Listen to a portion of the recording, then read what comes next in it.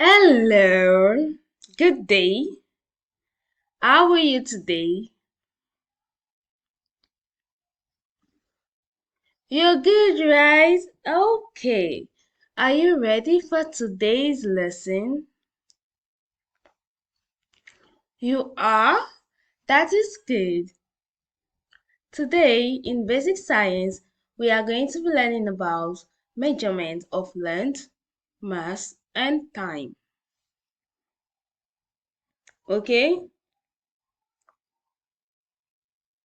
Our topic for today in basic science is on measurement of length, mass, and time. Are you ready for the lesson?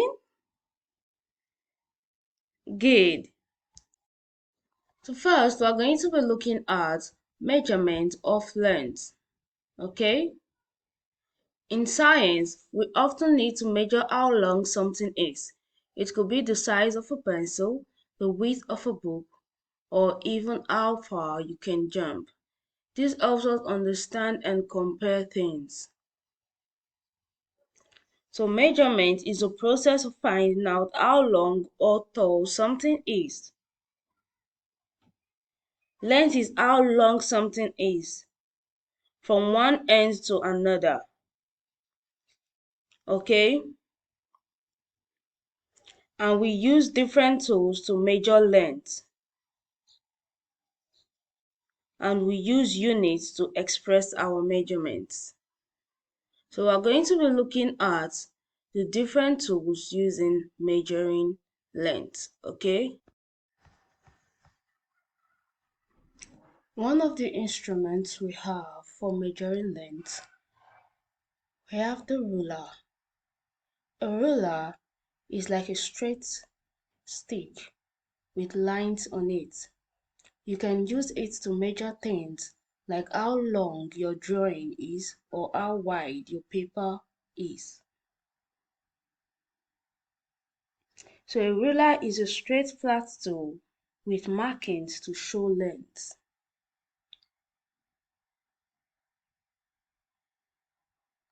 Tape measure. A tape measure is a long, bendy ribbon with numbers on it. It's great for measuring things that are really long, like how wide your room is. A tape measure is a flexible tape with markings to measure long objects.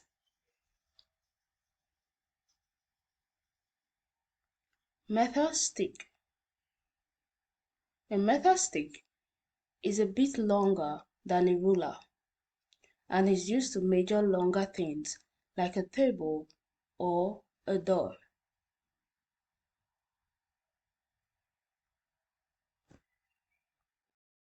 A metal stick is a longer ruler and is used to measure longer things.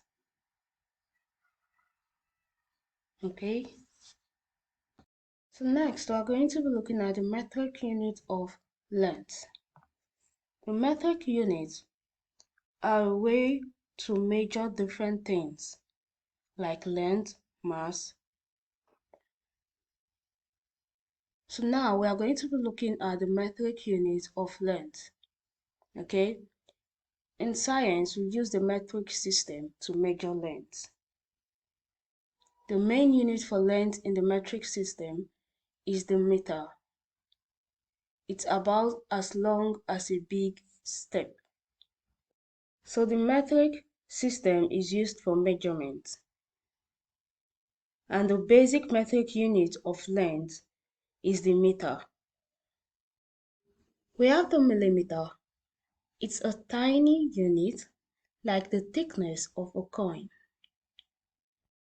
Then centimeter, a bit longer, about the width of your fingernail. Then decimeter, larger, like the length of a small notebook. Then meter, the standard units, about the height of a dog. Then kilometer, much bigger, like the distance between towns.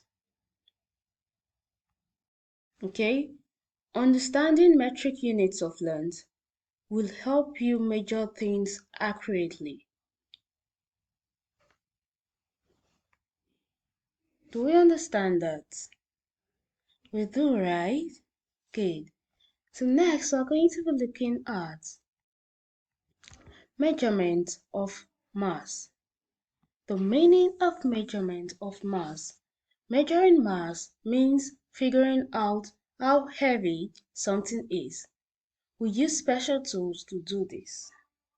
So measuring mass is a way to find out how heavy or light something is. And there are instruments used for measuring mass, okay?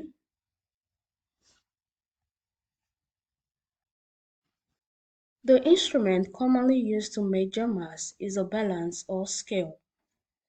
A balance typically consists of a beam and pans on both ends.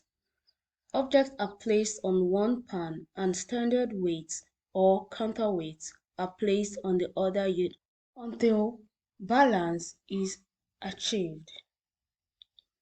This indicates the mass of the object being measured. Okay, so the tool we use to measure mass is like a balance or a scale. It helps us know how heavy something is. You put an object on one side and weights on the other until they are balanced. When they're balanced, you know the mass. Do you understand? Good. Next, we are going to be looking at the metric units of mass. In the metric system, mass is measured using grams as the base unit. Okay? We use the unit gram to measure mass. Here are some commonly used metric units of mass. Milligram. 1000 milligrams make 1 gram. A very tiny unit, like the weight of a small bead. 1000 milligrams make 1 gram. Then the gram, the base unit of mass in the metric system, is the common unit.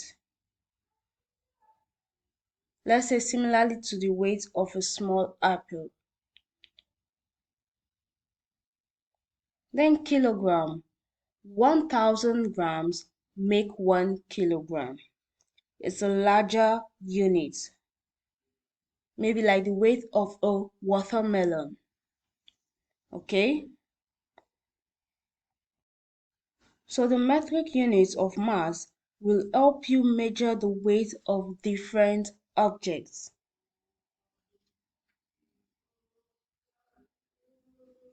Do we understand that? So in the metric system, we have units to measure mass. And the basic one is called the gram.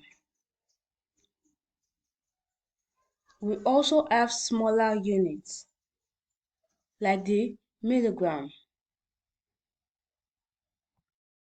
and the bigger units, like the kilogram. Okay? We understood that, right? Good. Okay, so next we are going to be looking at measurement of time. Time is a way to measure how long something takes or when something happens. Time is a way to measure how long something takes or to tell when something happens. Okay? We are going to be looking at instruments for measurement of time. Okay? We use different instruments to measure time. Clocks. Clocks with hands or digital display are common tools to measure time. Analog clocks have hour and minute hands, while digital clocks show numbers. Watches. Watches are portable timekeeping devices that people wear on their wrists. Timers. Timers are used for counting down or measuring specific time intervals, like in cooking or sports. Okay, so the instruments for measurement of time, we say the clocks. They are special machines that show time. They can be analog or digital. Then the watches are like small clocks that you wear on your wrist. They help you know the time wherever you go. Then timers are like countdown machines. They help you measure how much time is left for something, like cooking or sports.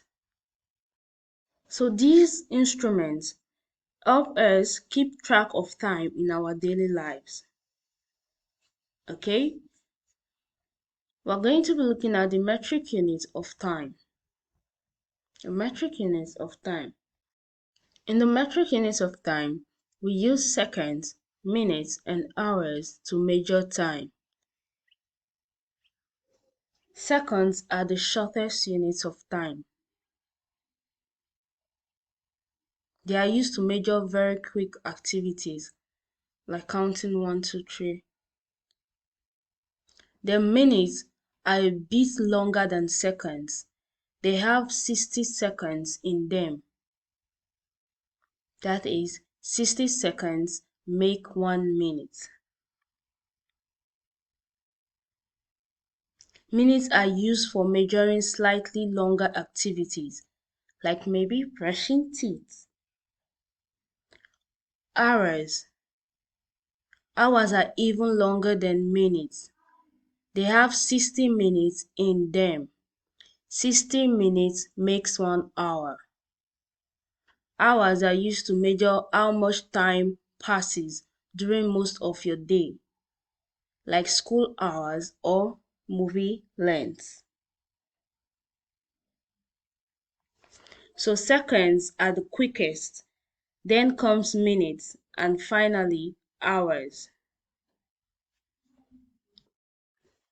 Okay, do we understand that? Good. So now we are going to be looking at the importance of time. Why is time important? Time is essential for our daily lives. It helps us schedule our activities, plan events, and understand when things happen. Without time measurement, we wouldn't be able to organize our day effectively. So time is crucial in our lives. Okay? Time helps us know when to wake up, eat, go to school, play, and sleep. Time helps us be punctual, which means arriving or doing things when we're supposed to do them. And being on time is important, right? Not going late to school, meetings, you're always on time. Time helps us know when things happen. Like when we want to eat our breakfast in the morning and bedtime at night. We use time to plan and enjoy activities like sports, watching TVs, or reading a book. So time is important. Okay? So we understood today's lesson on measurement of length, mass, and time, right? Good. So now we are going to be looking at our assignment. It's easy, right? That's good.